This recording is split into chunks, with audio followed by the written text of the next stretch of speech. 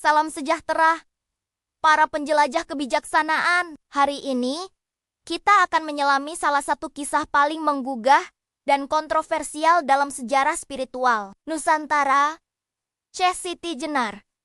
Sebuah nama yang selalu memicu perdebatan antara disebut sebagai seorang wali yang tercerahkan atau seorang sesat yang mengancam tatanan agama. Siapakah sebenarnya beliau dan mengapa ajarannya begitu mendalam, namun juga dianggap berbahaya di mata para penguasa pada masanya?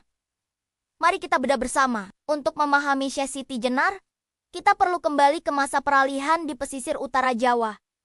Saat itu, kerajaan Hindu-Buddha mulai pudar dan Islam masuk ke tanah Jawa bukan melalui pedang, melainkan melalui dakwah damai para ulama. 9 diantaranya kita kenal sebagai Wali Songo, para pembawa cahaya yang membangun pondasi Islam di Nusantara. Namun, di luar majelis resmi Wali Songo, muncul seorang tokoh dengan ajaran yang bergaung kuat di hati rakyat jelata. Ia adalah Syekh Siti Jenar. Berbeda dengan Wali Songo yang berdakwah dengan pendekatan syariat yang terstruktur, Syekh Siti Jenar hadir dengan pesan yang lebih personal dan mendalam. Ia mengajarkan bahwa Tuhan tidaklah jauh di langit sana, melainkan ada di dalam diri setiap manusia. Sebuah gagasan yang pada masanya dianggap revolusioner, namun juga sangat berbahaya. Siapa sebenarnya sosok misterius ini? Beberapa riwayat menyebutnya keturunan bangsawan Arab.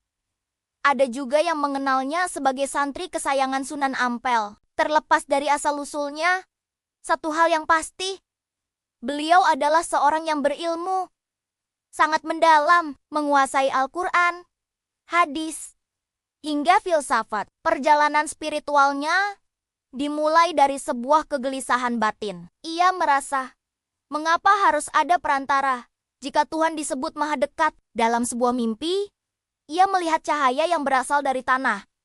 Kemudian, cahaya itu kembali menyatu dengan tanah. Mimpi inilah yang menginspirasinya memilih nama Siti Jenar. Siti berarti tanah, dan Jenar berarti merah atau darah. Ini menjadi simbol bahwa manusia berasal dari tanah, namun di dalamnya mengalir napas ilahi.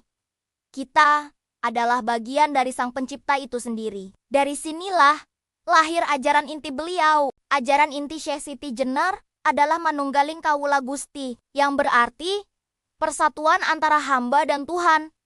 Baginya, manusia dan Tuhan pada hakikatnya tidak terpisahkan. Manusia adalah pancaran, bayangan, atau bahkan napas dari Tuhan.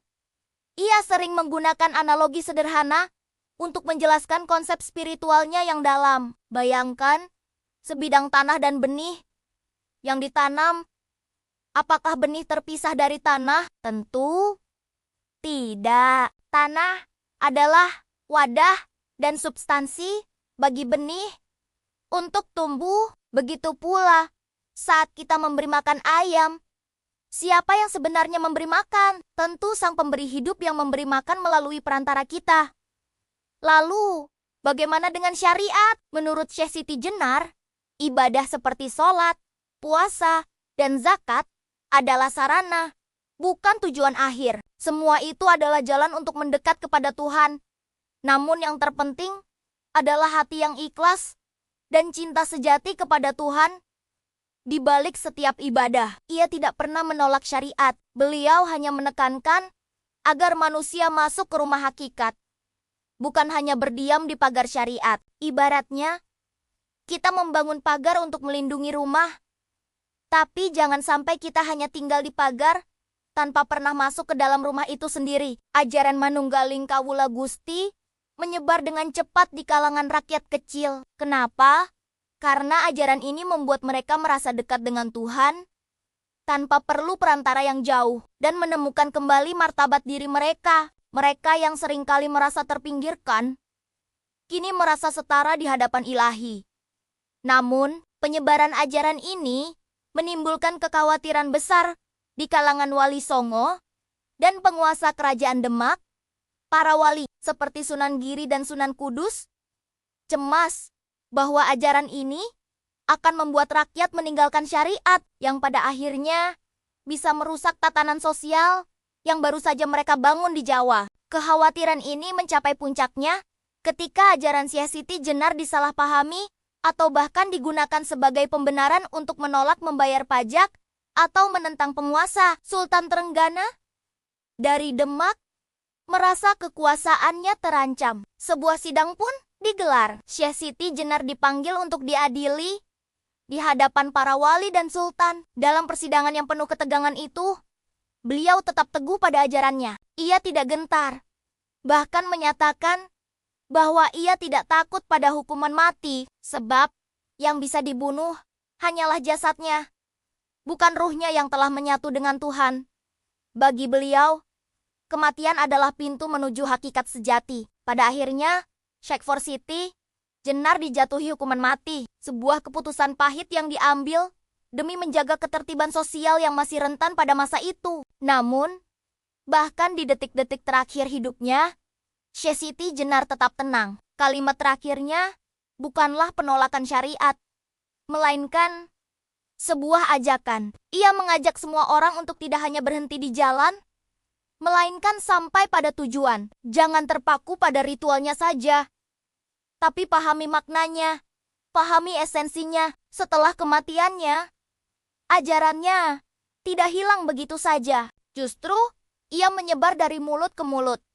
Meresap ke dalam kebudayaan Jawa, murid-murid Nia menyampaikan ajarannya secara dayam-dayum melalui tembang, wayang kulit, dan berbagai bentuk seni lain yang dekat dengan rakyat. Bahkan, ada riwayat yang menyebutkan bahwa beberapa wali seperti Sunan Kalijaga merasa bersalah dan terpengaruh oleh ajarannya. Mungkin ini salah satu alasan mengapa Sunan Kalijaga dikenal sebagai wali yang paling ulas asih dan dekat dengan rakyat, karena beliau memahami kedalaman hakikat yang coba disampaikan oleh Syekh Siti Jenar. Kisah Syekh Siti Jenar tetap hidup hingga kini. Ia adalah cerminan dari benturan abadi antara syariat dan hakikat, antara bentuk dan makna. Kisahnya mengajak kita untuk terus mencari kebenaran, untuk tidak hanya terpaku pada kulit luarnya saja, melainkan berani menyelami inti terdalam dari setiap ajaran. Ia adalah pengingat bahwa jalan menuju Tuhan bisa memiliki banyak bentuk, dan kebenaran sejati seringkali ditemukan di luar kotak pemikiran konvensional. Semoga kisah ini memberi kita inspirasi untuk terus bertanya, terus mencari, dan terus merenungi makna keberadaan kita di alam semesta ini.